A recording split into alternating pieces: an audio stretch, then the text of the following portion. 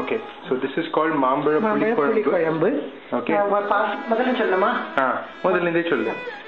actually recording a block பண்ணி. பாத்திரத்துல தண்ணி ஊத்தி கொஞ்சம் உப்பு போட்டு மூழ்கும் அளவு மாம்பழத்தை போட்டு ஒரு 10 minutes கொதிக்க வைக்கவும். There are about 4 or 5 of us going to eat this. So சைடுல வந்து அம்மா is making சைடுல வந்து ஒரு வாணலியில எண்ணெய் விட்டு கடுகு ஜீரகம் பெருங்காய பொடி. ஏனி ஒரு சன் டிவி ஹோஸ்ட் மாதிரி பேசிட்டு இருக்கேன். இப்படி வேண்டாமா? சும்மா பேசிட்டு இருக்கேன். கொஞ்சம் பெருங்காய பொடி போடணும். ஸோ சைடில் வந்து ஜீரா இன்சைட் மேபி அபவுட் எவ்வளோ டீஸ்பூன்ஸ் ஆஃப் ஆயில் இது? ஆயில் வந்து ஒரு 6 டீஸ்பூன். மாம்பழம் சின்ன மாம்பழம் கொதிச்சுட்டு இருக்கு. பாயில் இருக்கு. எவ்வளோ எத்தனை நேரம் கொதிக்கணும்? ஒரு 10 minutes. ஃபர்ஸ்ட் கலர் மாறிடும் ஒன்று. Oh okay. So basically it was green in color.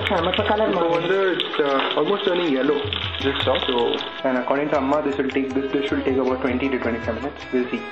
இதுல என்ன பருப்பு ஏதாவது வச்சிருக்கியா? பருப்பு வித்தவுட் பருப்பு. நோ பருப்பு. Okay. So it's one of those குழம்புஸ் without பருப்பு. Fine. இது என்ன அரைச்சு வச்சிருக்கீங்க? அரைச்சது வந்து ஒரு வாணலியில 2 ஸ்பூன் எண்ணெய் விட்டு போடுற இதுல இன்கிரீடியன்ஸ் வறுக்கிறதுக்கு கொத்தமல்லி வர 4 ஸ்பூன், உளுத்தம் பருப்பு 2 ஸ்பூன், கடலை பருப்பு 2 ஸ்பூன், மிளகாத்தூள் ஒரு 6 போட்டு கொஞ்சம் எண்ணெய் விட்டு செவக்க வறுத்துக்கணும். ஆப்ஷன் கொப்பரை தேங்காய் இருந்தா போட்டுக்கலாம். கொஞ்சம் கொப்பரை தேங்காய். That is for all the தேங்காய் மடியன்ஸ் out there. தேங்காய் போட்டாக்க hardly about 5 minutes. Look at the color of the மாம்பழம். This is how it looks. It smells like mango to me. And அங்க வந்து the வறுத்து நல்லா தண்ணி விட்டு அரைச்சத இதுல போட்டுக்கணும். So you can see that that's about a handful, a little more than a handful of that mixture which has been mixed in the mixie. That's too many mixes. You can see we don't like wasting anything, not even one bit. So as unhygienic as it looks, this is the way to cook. Correct. Okay, that's done. So we have that mixie mixture. Oh, puli water வேற இருக்கு. Of course for குழம்பு I think puli water is used. எவ்வளவு புளி use பண்ண? புளி வந்து one handful of புளி use ஒரு எலுமிச்சங்காய் அளவு புளி. Okay, that seems like a very large எலுமிச்சங்காய். So I would say yes. எலுமிச்சங்காய் orange size புளி அந்த மாதிரி இருக்கு. எலுமிச்சங்காய் ஏமாத்தி புளி தண்ணி அதுக்கு இன்னொரு புளி தண்ணி வச்சிருக்கேன். திரும்பி அப்புறம் விட்டுருக்கு. Okay, fine. So hardly anything goes wasted, which is a good thing about our South Indian dishes இல்ல. இன்னும் waste ஆகாது. நல்லா வறுத்துக்கணும் தவக்கையில. Okay, இது வந்து நல்லா வறுத்துக்கணும். Actually it's starting to smell pretty good. So அந்த எண்ணெயில வந்து which we had put all the jeera, mustard seeds, curry leaves, etc. அதிலே வந்து அம்மா has put her the paste which was prepared earlier, correct?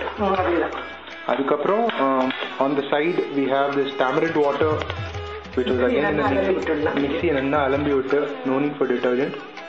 இப்படியே அலம்பி விட்டுட்டு அதுக்குள்ள ஒரு வேண்டிதான். Done. So you can see, as always, nothing goes wasted. Okay, so you can பார்த்தனா this thick-ஆவே இருக்கு actually.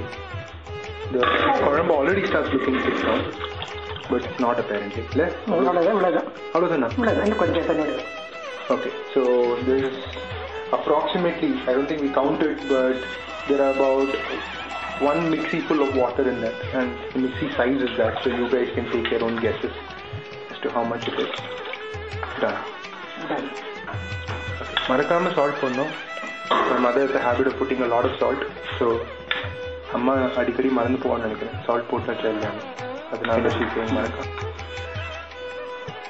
மாம்பழம் அப்படியே சாப்பிடும்போது எண்ணெய் விட்டுட்டு சாப்பிட்டு மாம்பழத்தையும் நல்லா சாப்பிட்டு கொட்டையை எடுத்து போட்டுருவேன். மாம்பழத்தை அதில் போட்டுருவேன். Skin-ஓட skin இல்லை. Skin-ஓட with skin. With skin, the மாம்பழம்ஸ் are going to enter the குழம்பு still being cooked. You can see this. According to அம்மா ஒரு thickening இது போடணும். அப்புறம் ரொம்ப தின்னா இருந்ததுன்னா you can add a bit of rice flour. Rice flour waterல mix பண்ணி add that in. Hey, my friend. Okay, so you can see now the thickness of this more kuழம்பு is actually significantly thicker now. and it's probably better. We like it that way, right? We like it thicker. So that's not too bad. Marmirum is still on the side, and in the meantime, Amma's cutting a little bit of jaggery. Again, we'll come to a teaspoon, tablespoon argument. According to the taste, if they want. அது எப்படி தெரியும் according to taste? சில பேருக்கு நல்ல வெல்லம் போட்டா நல்ல திதிப்பா பிடிக்கும்.